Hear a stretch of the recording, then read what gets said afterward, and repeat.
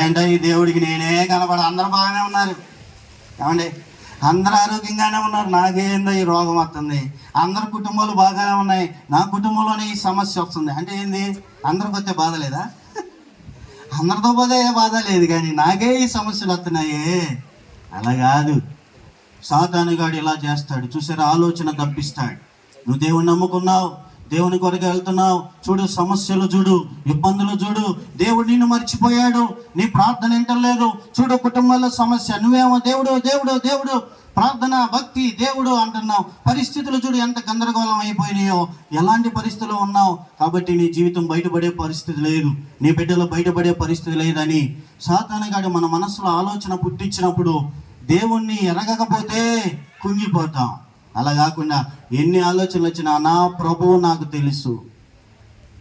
తల్లివడిలో పవలించే బిడ్డవలేనే, తండ్రిని వడిలోనే ఒదిగి తినయ్యా.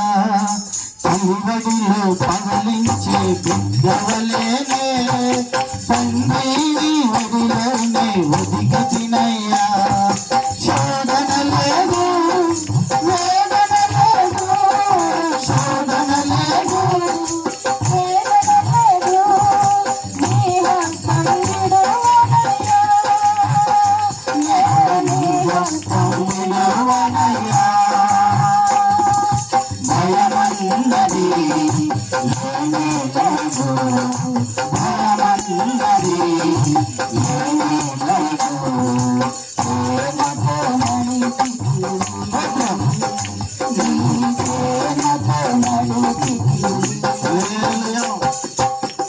ఎన్ని సమస్యలు ఉన్నా, ఇదిగో నా దేవుడు ఉన్నాడుగా.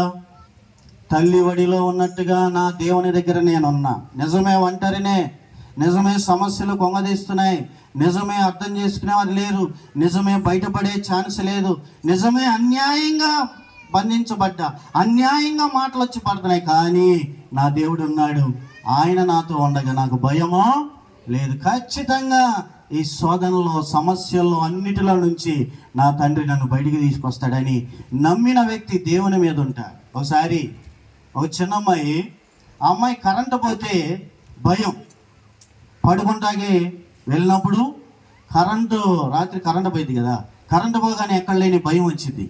ఆ అమ్మాయికి బాగా నిద్ర వస్తుంది, హోంవర్క్ చేసుకొని ఈలోపు హోంవర్క్ అయిపోయింది, కరెంటు పోయింది, నిద్ర వస్తుంది. కానీ నిద్రపోదామంటే భయం ఉంది. ఇప్పుడు ఏం చేయాలి? వాళ్ళ అమ్మ ఏదో పని చేస్తుంది, అమ్మా ఇట్లా అమ్మా కరెంటు పోయింది, నాకు భయం వేస్తుంది. కరెంటు పోతే ఎందుకే భయం, నేను ఉన్నానికి, నువ్వు ఒకసారి రా అని అంది. సరే వాళ్ళ అమ్మ దగ్గర పడుకుంది.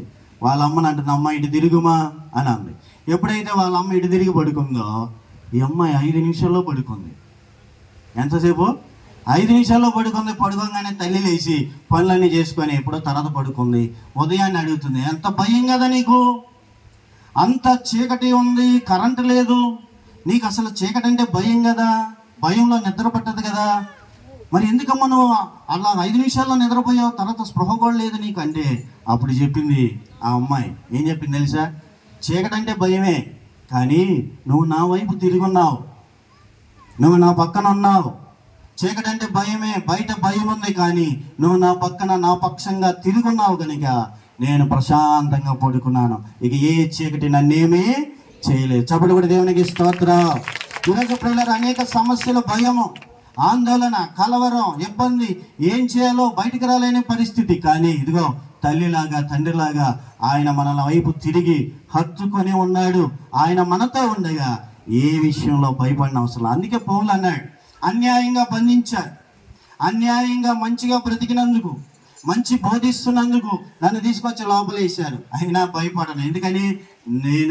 నేను నమ్మిన వాడిని ఎరుగుతునో సిగ్గుపడను. ఆయన ఖచ్చితంగా బయటికి తీసుకొస్తాడని స్తుతి చెల్లించే హృదయం కలిగి దేవుడు చూస్తున్నాడని దేవుని కొరకే బతికాడు. ఈరోజు పిల్లరా, ఏ సమస్యలు, కుటుంబ సమస్యలు, ఆర్థిక పరిస్థితులు, వ్యతిరేకమైన పరిస్థితులు, గందరగోళం అయిపోతే, దారి కనబడకపోతే, అన్యాయంగా పరిస్థితులు చుట్టుముడుతూ ఉంటే భయపడిన అవసరంలా.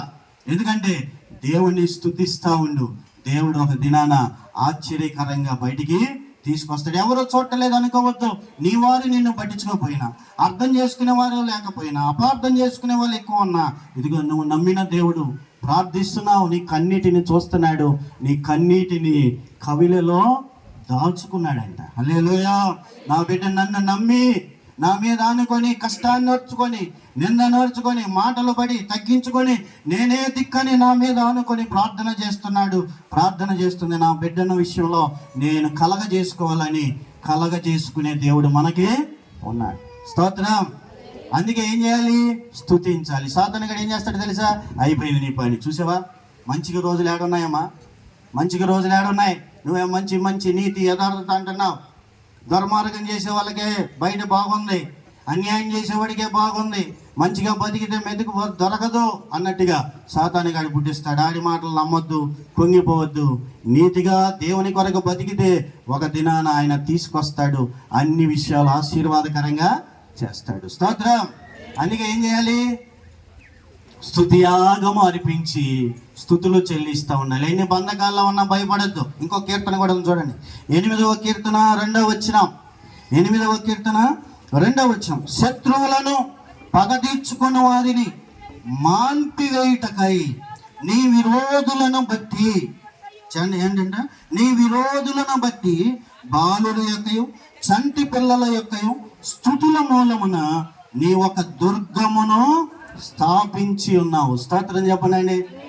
బాలుర యొక్కయు చంటి పిల్లల యొక్కయు స్తుతుల మూలముగా ఒక దుర్గాన్ని స్థాపిస్తాడంట దేవుడు. ఒక దుర్గం.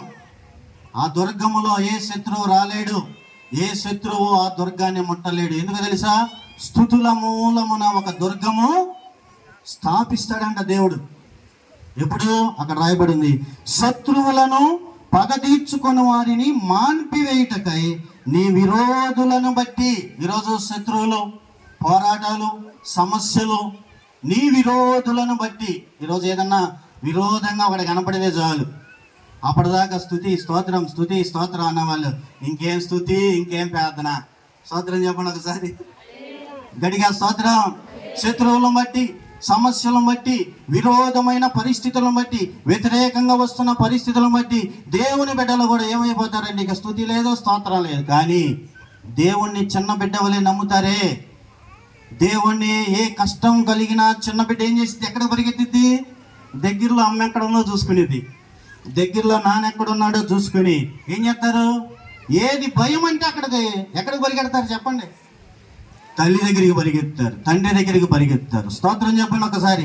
అలాగ దేవుడు చెప్తున్నాడు, నీకు వ్యతిరేకమైన శత్రువులు, పోరాటాలు, సమస్యలు, విరోధమైన పరిస్థితులు వస్తా దాడి చేసి నాశనం చేస్తాయి అనుకుంటున్నప్పుడు, ఎవరైతే బాలుర యొక్కయో చంటి పిల్లల యొక్కయో స్తుతుల మూలముగా దేవుడంట ఒక దుర్గం స్థాపిస్తాడంట. అప్పుడు శత్రువులందరూ వెనక్కి తరమబడతారు. హల్లెలూయా.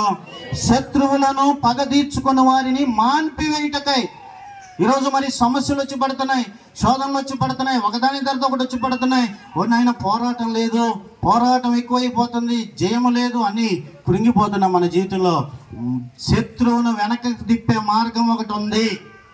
సమస్యలు, శోధనలు, శత్రు పోరాటాలను అణిచివేసే దుర్గం ఒకటి ఉంది. అది ఏంటంటే స్తుతి చెల్లించుట. స్తోత్రం చెప్పండి.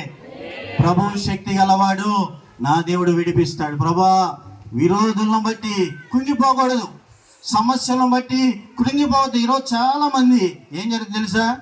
కృంగిపోతున్నారు. అప్పటిదాకా సమస్యలు లేకపోతే, అన్ని అనుకూలంగా ఉంటే, అన్ని కలిసి వస్తూ ఉంటే మనుషులు సంతోషంగా వెళ్తున్నారు. కానీ ఏదైనా విరోధమైన పరిస్థితి వస్తే, శత్రువు పోరాటం, సమస్య కనబడితే, వ్యతిరేకంగా కనబడితే వెంటనే ఏమైపోతుంది తెలుసా? కృంగుదల వచ్చేస్తుంది. ఏమొస్తుందమ్మా చెప్పండమ్మా, స్తోత్రం చెప్పండి.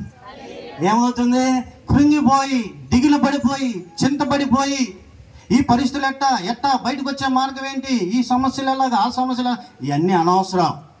బాలుర యొక్కయో చంటి పిల్లల యొక్కయో స్తుతుల మూలమున దేవుడు ఒక దుర్గాన్ని స్థాపిస్తాడంట. చంటి పిల్లలు, ఇప్పుడు పిల్లలు తిరుగుతున్నారు, ఏడా స్తుతి చెల్లించమని చేసి చెప్తారా? బాలురు, చంటి పిల్లలు దేవుణ్ణి స్తుతిస్తారా? కేవలం ఏడుస్తారు స్తుతి చెప్పమంటే. కానీ ఎవరు బాలురు, ఎవరు చిన్నపిల్లలు తెలుసా? ఎవరైతే పసిబిడ్డ వలె దేవుణ్ణి నమ్ముతారో. స్తోత్రం చెప్పండి. ఈ సమస్య ఎంత పెద్దదైనా నా దేవుడు విడిపించగలవాడు. నేను ఆయన దగ్గరికి వెళ్తున్నా, ఆయనకి చెప్పుకుంటున్నా, ఆయనే నన్ను విడుదల ఇస్తాడని ఎవరైతే చిన్న బిడ్డ వలె దేవుణ్ణి ఆశ్రయించి స్తుతిస్తారో వారి విషయంలో దేవుడు కార్యాలు చేస్తాడు. లోకాసు వార్త 10వ అధ్యాయం ఒక మాట ఉంది చూడండి. లోకాసు వార్త 10వ అధ్యాయం 23. దేవా జ్ఞానులకు పసిబాలురకు మరుగు చేసి అని అంటారు. 21 వచ్చిన యేసు ప్రభు చెప్తున్న మాట, నీవు జ్ఞానులకు వివేకులకును ఈ సంగతులు మరుగు చేసి పసిబాలురకు బయలుపరిచినవని నిన్ను స్తుతించుచూ ఉన్నాను. స్తోత్రం చెప్పండి. హల్లెలూయా. ఏమండి, శిష్యులు ఆ రోజుల్లో యేసు ప్రభు పంపిస్తే దయ్యాలు ఎల్లగొట్టారు, స్వస్థతలు చేశారు, అనేక రకాల అద్భుత కార్యాలు చేశారు, కుదరని సమస్యల నుండి బయటికి తీసుకొచ్చారు. అప్పుడు వెళ్ళి యేసయ్యతో చెప్తున్నారు, ప్రభా నీ నామములో దయ్యాలు వెళ్ళిపోతున్నాయి, నీ నామంలో రోగాలు బాగుపడుతున్నాయి అని చెప్తే యేసయ్య ఏమన్నాడు తెలుసా? ఏమన్నాడు? శత్రు బలవంతటి మీద మీకు అధికారం ఇచ్చాను కానీ అని చెప్పి తర్వాత అంటున్నాడు ప్రభువుకి, తండ్రికి ఇలా చెప్తున్నాడు, తండ్రి వివేకులకు జ్ఞానులకు నీ సంగతులు మరుగు చేసి పసిబాలురైన శిష్యులు, పసివాళ్ళ పెద్ద పెద్దోళ్ళే, పెళ్ళిళ్ళవి కూడా ఉన్నాయి వాళ్ళకి, కానీ పసిబాలురు అన్నాడు. అంటే ఏంటంటే దేవుణ్ణి అలాగ నమ్మినవారు, దేవుని వాక్యాన్ని నమ్మినవారు. ఆ రోజుల్లో శాస్త్రులు ఉన్నారు, పరిసయ్యులు ఉన్నారు, సద్దుకాయలు ఉన్నారు, ధర్మశాస్త్రం అంతా తెలిసిన వాళ్ళు ఉన్నారు, బైబిల్ అంతా తెలిసిన వాళ్ళు ఉన్నారు, కానీ వారి వల్ల ఏం కాల. కానీ ఎవరైతే యేసు ప్రభు మాటను పసిబిడ్డ వలె తీసుకొని యేసయ్యను వెంబడించారో వారి జీవితాల ద్వారా గొప్ప కార్యాలు జరిగినాయి. చెప్పండి కూడా దేవునికి స్తోత్రం. అది పసిబాలుర యొక్కయు చంటి పిల్లల యొక్క స్తుతుల మూలముగా ఒక దుర్గము స్థాపించాం. ఇదే పౌలును శీలను అపోస్తల కార్యాలు 16వ అధ్యాయంలో బంధించారండి. యేసు ప్రభు గురించి చెప్తున్నారని కొట్టి గాయపరిచి లోపల చెరసాల్లో వేసేసారు. లోపల చెరసాల్లో వేసేస్తే చెప్పనా ముగించనా? స్తోత్రం చెప్పండి ఒకసారి. వాతావరణం హాయిగా ఉంది అందుకే చెప్తున్నా, లేకపోతే ఈ పాటికి ఒక్క పోసి ఉంటే మాత్రం ఆపేసేవాడిని. స్తోత్రం చెప్పండి అండి గట్టిగా. హల్లెలూయా. పౌలు, ఇప్పుడు మనం చెప్పుకున్న పౌలే పాపం మాటి మాటికి చెరసాల్లోకి వెళ్ళాడు, మాటి మాటికి బంధించబడ్డాడు. ఎందుకో తెలుసా? నీతి, న్యాయము, యథార్థత, దేవుని మార్గం చెప్పినందుకు. ప్రతి వాళ్ళు దూషించేవాళ్ళే, ప్రతి వాళ్ళు కొట్టేవాళ్ళే, ప్రతి వాళ్ళు ఏదో ఒక కేసు పెట్టి లోపలేసారు. లోపలేస్తే గాయాలు అయిపోయి వేదనతో లోపల చెరసాలు వేసారు. ఊరు కానీ ఊరు ఆ ప్రాంతంలో వేస్తే ఎలా ఉండాలండి? సహజంగా ప్రభువా నిన్ను నమ్ముకున్నా కాడి నుంచి నాకు ఈ కష్టాలు, ఇబ్బందులు, శోధనలు, బంధకాలు అయిపోయినాయి అని చెప్పి ఏడుస్తూ ఉండాలి కదా. కానీ అక్కడ రాయబడిన మాట ఏంటంటే, మధ్యరాత్రి వేళ పౌలుయు శీలయు దేవునికి ప్రార్థించుచు కీర్తనలు పాడుచూ ఉండేది, ఖైదీలు వినుచూ ఉండేది. చప్పటి కొట్టి దేవునికి స్తోత్రం. ఖైదీలు పక్కన ఉన్నారుగా, ఖైదీలు వాళ్ళు ఏదో ఒక దొంగతనమో లేకపోతే నేరమో చేసి వచ్చిన వాళ్ళు. వీళ్ళేందిరా ఇన్ని దెబ్బలు కొట్టి లోపల ఇస్తే ఈ మధ్యరాత్రి వేళ ఏదో పెద్ద సన్మానం జరిగినట్టుగా, ఏదో పెద్ద ఒక మంచి కార్యం జరిగినట్టుగా దేవుణ్ణి స్తుతిస్తున్నారు, కీర్తనలు పాడుతున్నారు.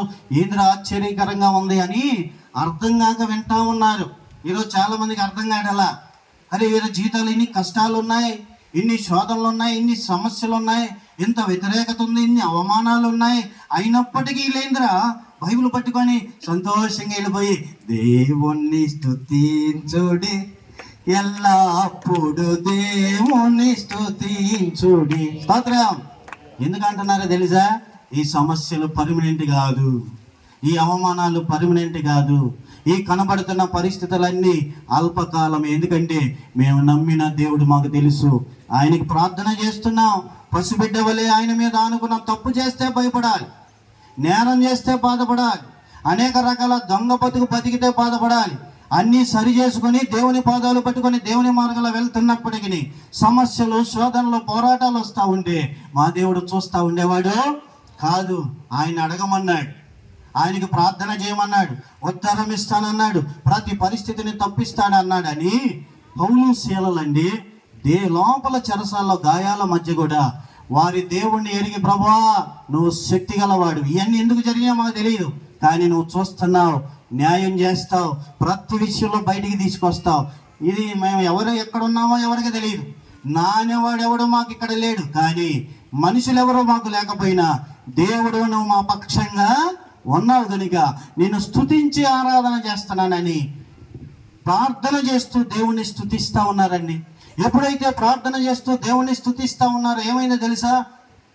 అంత గాయాల మధ్య అన్యాయం చేయబడి, బంధించబడి, దెబ్బలు కొట్టబడి, లోపల వేయబడి కూడా, బంధకములో పడి ఉండి కూడా, చెరసాల్లో బంధించబడి కూడా, అన్యాయం చేయబడి కూడా, నా బిడ్డలు నా యందు నమ్మిక ఉంచి నన్ను స్తుతిస్తూ ఉన్నారు అని దేవుడు ఏం చేశాడు తెలుసా? ఒక భూకంపాన్ని పంపాడు. చప్పటి దేవునికి స్తోత్రం. భూకంపం ఏమైంది తెలుసా?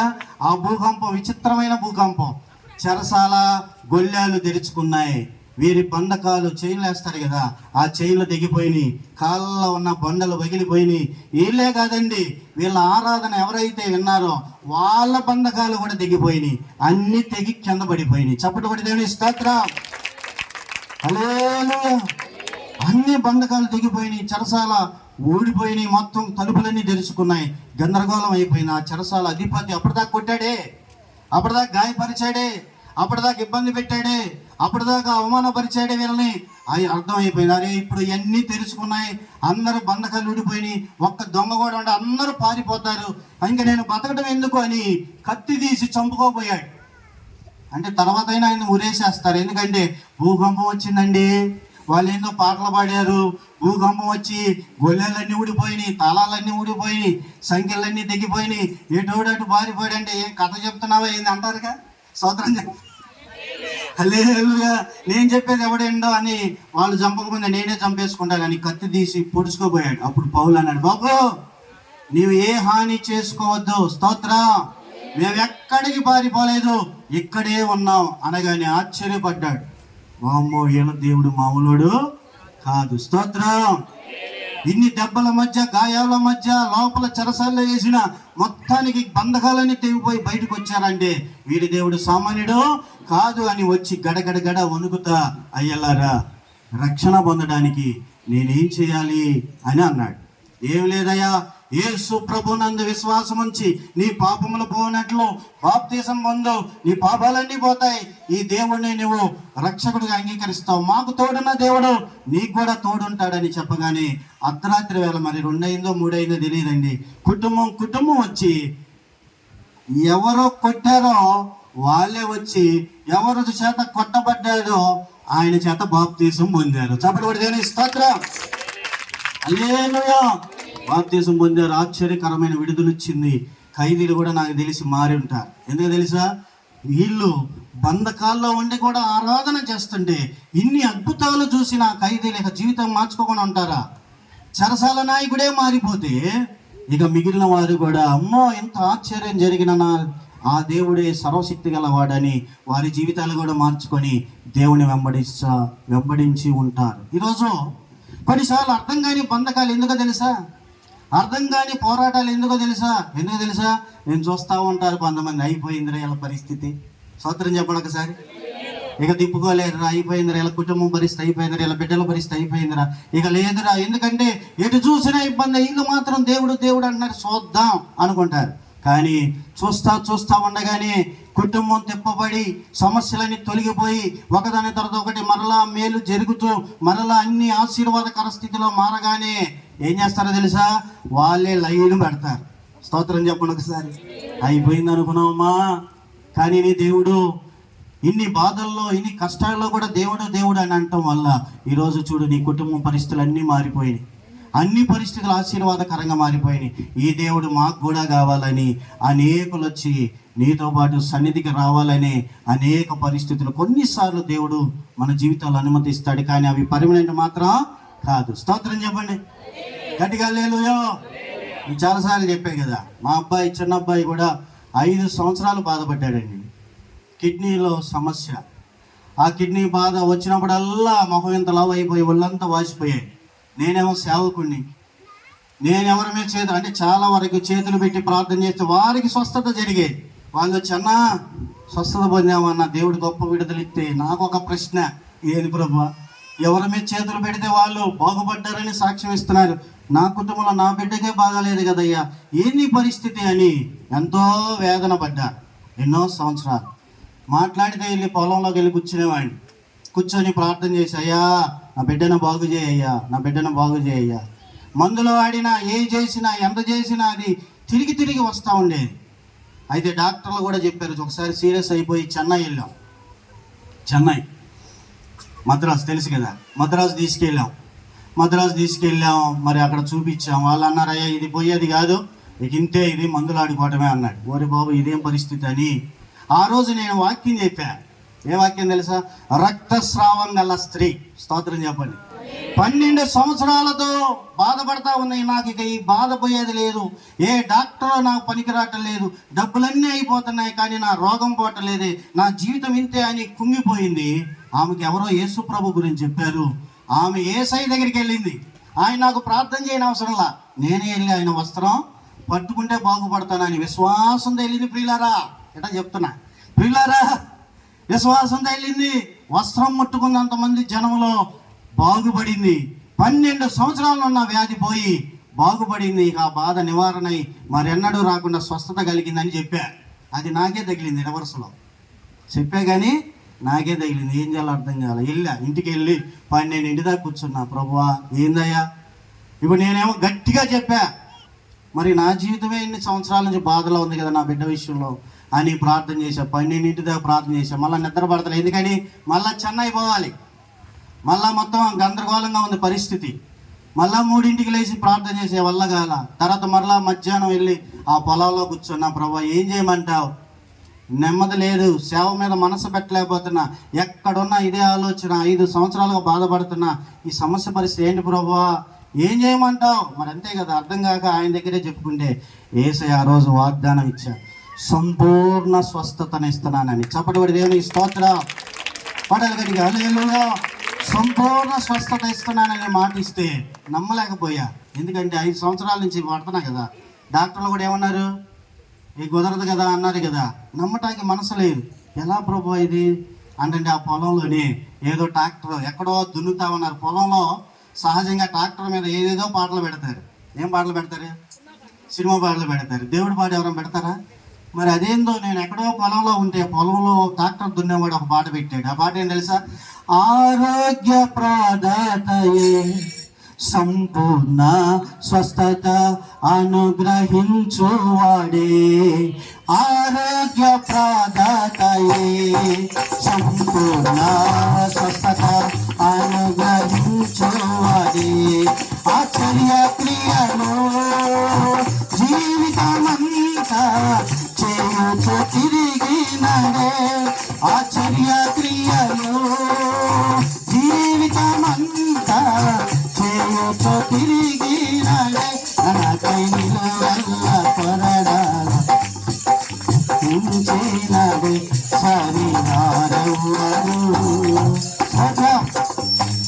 ఎప్పుడైతే ఆ మాట నేను ఏదైతే చదివానో అదే పాట నాకు చెవిన పడింది. ఇక వెంటనే ప్రభువా నా బిడ్డను స్వస్థపరిచినందుకు వందనాలని దేవుణ్ణి స్తుతించి నిన్ను నమ్ముతున్నానయ్యా అని ముందుకు వెళ్ళంగానే అండి ఆ రోజు నుండి మరలా వ్యాధి కనపడలేదండి. చప్పటి కూడా దేవునికి స్తోత్రం. ఆ రోజుతో పోయింది అది, దరిద్రం పోయింది నాయన. 5 సంవత్సరాల నుంచి నా బాధ పోయిన తర్వాత ఇప్పుడు ఎక్కడెక్కడికి వెళ్ళి ఏమేమి చెప్తాను తెలుసా? నా బిడ్డ గురించే చెప్తాను. ఎవరైనా వ్యాధిలో ఉంటే మొన్న చెల్లి, అదిగో ప్యార్లీ నుంచి వచ్చారు. ఆ చెల్లి దగ్గరికి వెళ్ళినప్పుడు, అన్న కడుపులో ఏదో బాధ, అమ్మాయికి బాధ అయితే ఎలాగే రిపీట్ అవుతుందంటే భయపడబా తల్లి, నేను ఆ పరిస్థితి ద్వారా వెళ్ళా. ఎందుకు వస్తుందో అర్థం కాదు, ఎందుకు ఏం కాదు, దేవుడు గొప్ప కార్యం చేస్తాడు, భయపడొద్దని ప్రార్థన చేసి వచ్చి ఎక్కడికన్నా వెళ్ళు దేవుడి గురించి చెప్తా. ఎందుకంటే నేను ఒక రోజు నా బాధ అనుభవించున్నా. అందుకే వ్యాధి బాధ అంటే పొరపాటును కూడా వెళ్ళను. ఎందుకంటే ఆ బాధ నేను పడున్నాయి కదా. ఎక్కువగా పడినా నేను ఎక్కువగా చేసిన సేవ ఎక్కడ తెలుసా? హాస్పిటల్లోనే. స్తోత్రం చెప్పండి. హాస్పిటల్ ఎవరు అర్ధరాత్రి అయినా వెళ్ళిపోతాను. ఎందుకంటే ఆ బాధ నేను పడున్నా. కాబట్టి పిల్లరా, నా దేవుడు విడిపించాడు, నిన్ను కూడా విడిపిస్తాడని ఎంతో మందికి చెప్పా. ఆశ్చర్య కార్యాలు దేవుడు చేశాడు. చప్పట్లు కూడా దేవునికి స్తోత్రం. ఎందుకు మరి దేవుని బిడ్డలైనా కొన్ని సమస్యల ద్వారా వెళ్తాం, కొన్ని సంవత్సరాలు వెళ్తాం. ఎందుకు తెలుసా? ఒకరోజు విడుదల ఇస్తాడు.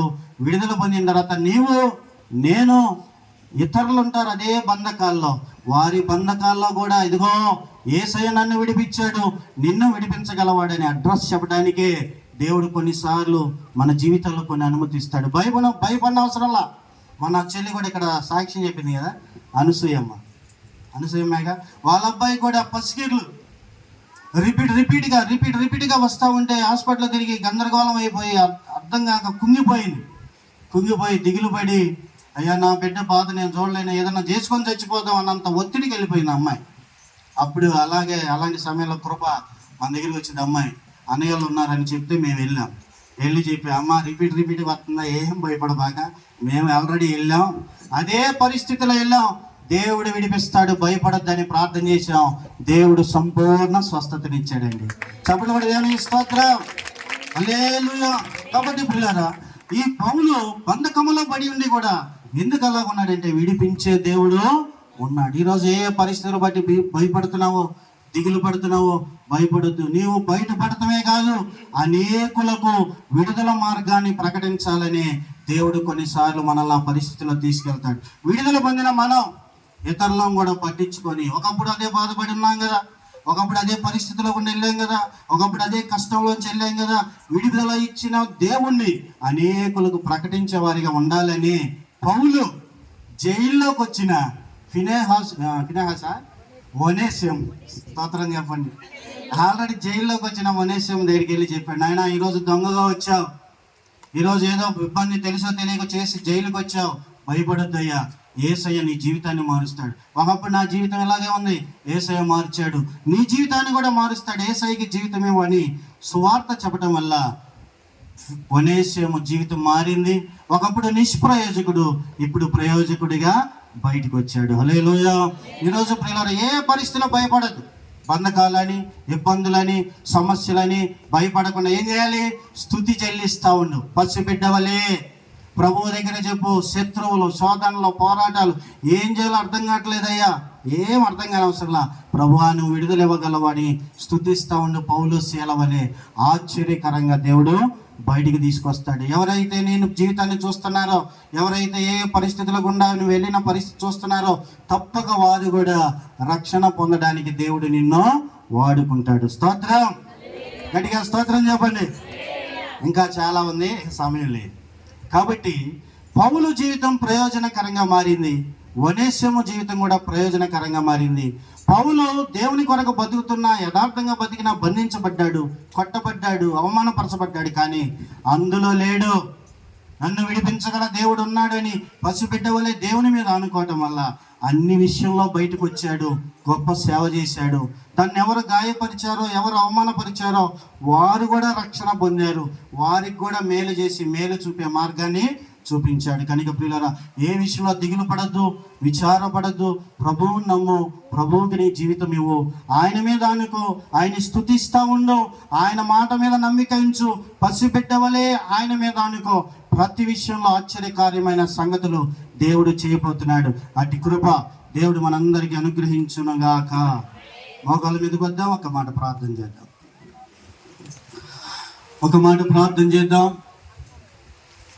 స్తోత్రం స్తోత్రం స్తోత్రం స్తోత్రం స్తోత్రం స్తోత్రం స్తోత్రం స్తోత్రం స్తోత్రం. ప్రార్థన చేద్దాం ప్రియులారా, ఒక మాట ప్రార్థన చేద్దాం. దేవుని మీద ఆనుకొని ప్రార్థన చేద్దాం.